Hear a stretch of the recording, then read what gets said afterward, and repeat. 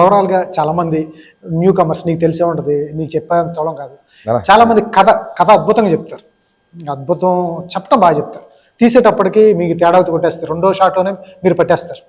ఇది చాలామంది మీకు చాలా తెలిసినా కూడా ఏం చేయాలి, కమిట్ అయ్యి ఉంటారు కాబట్టి అట.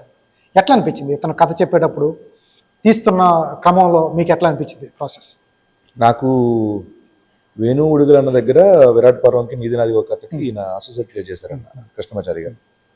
సో ఆయన స్కూల్ నుంచి వచ్చి రావడం వల్ల రియాలిటీకి రియలిస్టిక్కి దగ్గరకు ఉండే ఒక టేస్ట్ ఉంటుంది ఈయన దగ్గర, అభిరుచి ఉంటుంది. కాబట్టి నేను ఆయన నమ్మిన తర్వాత కథ చెప్పేటప్పుడు నాకు దాన్ని ఏమంటారంటే నోవెల్ చదువుతున్న ఫీలింగ్. ఓకే.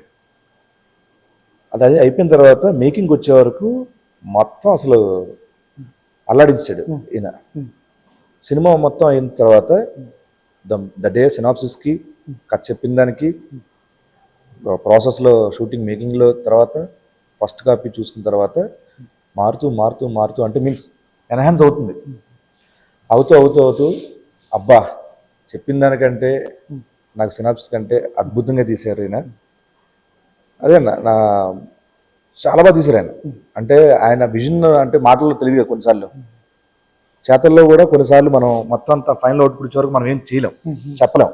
ఆయన టేస్ట్ వేరేలా ఉండొచ్చు, నా టేస్ట్ ఒక షార్ట్ దీనికి ఆర్ఆర్ ఇది పడుతుందని అనుకోవచ్చు, దానికి ఆర్ఆర్ ఇంకోటి పడుతుందని ఆయనకి తెలుసు.